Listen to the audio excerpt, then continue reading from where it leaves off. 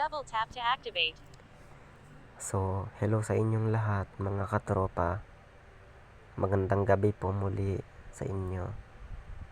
So, ang ibabahagi ko naman ngayong gabi sa inyo kung papaano tayo makakabili ng cellphone na luma o kung papaano tayo makakahunting ng cellphone na second hand na pinaglumaan ng iba, no? So, sana maging sa atin ito. Matutunan din natin ito. Kasi ganito yan mga katropa.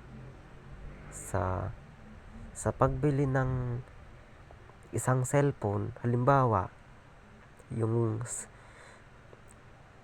Huawei na 2018 model, 2018 model, pag may binibentang ganun sa inyo, pwede nyong bilhin ng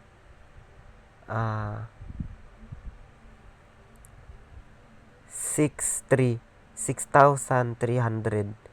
Pero kung gusto niyo namang tawaran, tawaran nyo lang ng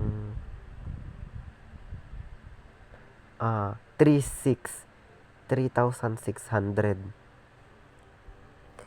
Alam nyo, totoo lang mga katropa, matagal ko na pong plano yan na magkaroon ako ng bagong ng cellphone na luma. Ilang taon na rin ang nakakaraan.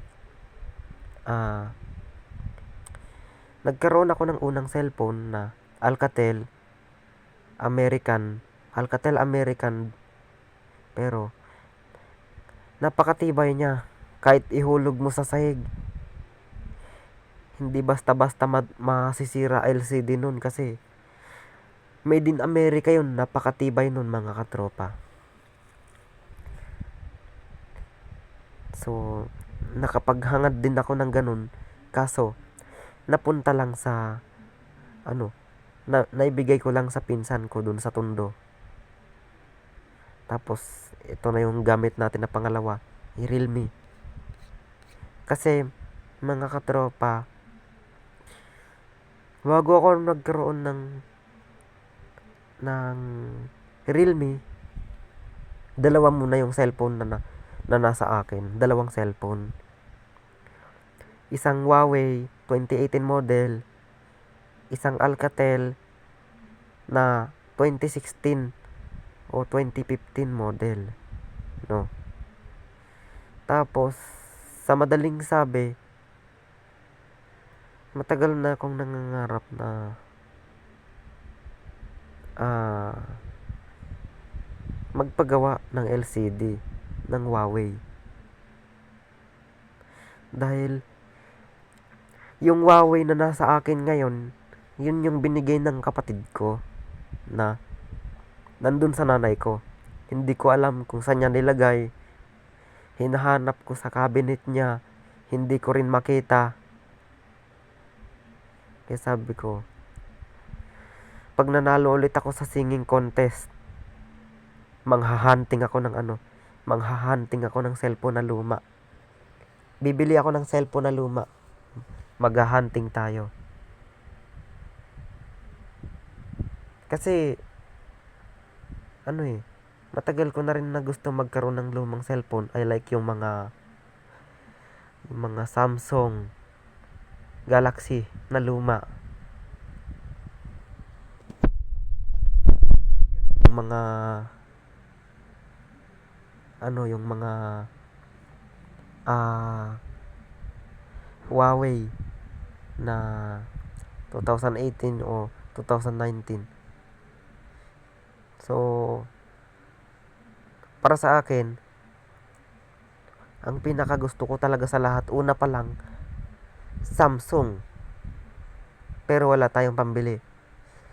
Kaya sabi ko, pangako ko sa sarili ko, pag nakapanalo ako sa singing contest ng 6,000 o 3,000, Maghahunting ako ng lumang cellphone na Samsung. Bibilhin natin yun. Android din siya mga katropa. Kasi ako, pangarap ko talaga maghunting ng cellphone na luma.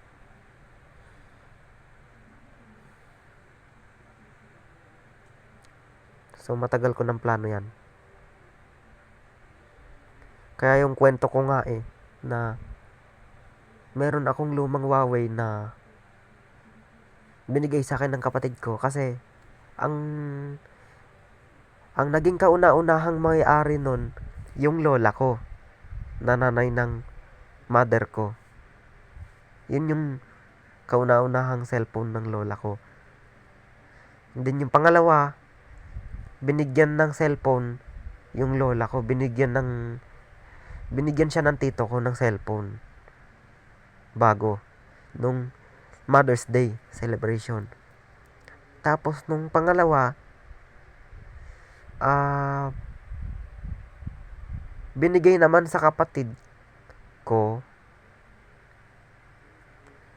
yung Huawei na yon. Kasi matagal na yun Binigay sa kanya 2020. Ang naging unang cellphone ng naging pangalawang cellphone ng lola ko, Oppo A12. Yun yung pangalan ng cellphone ng lola ko. Yung pangalawa. Then nung inayawan ng kapatid ko yung Huawei, nagpalit ng Realme yung kapatid ko. Binigyan siya ng tito ko na panganay sa pangalawa. Sa akin binigay yung Huawei. Ako naman yung third owner nung cellphone na yun. Kaya sabi ko, paggagawan ko ng LCD to dahil yun na nga, yung dito niya, nabasag yung dito niya. Dahil nabagsak daw. Kaya sabi ko, bibilihan ko na lang ng LCD. Para hindi na ako hunting ng cellphone na luma. Bibili na lang ako ng LCD para ipagawa yung Huawei na luma.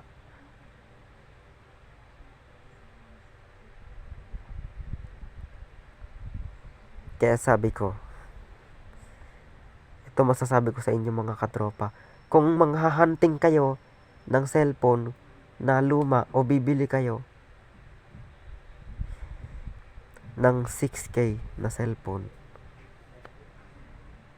tawaran nyo ng 3,600.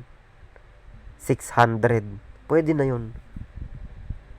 So, sana meron kayong nakuha sa video na ito, natutunan. So hanggang dito na lang. Magandang gabi mga katropa, and peace out. Purihin ng Panginoon.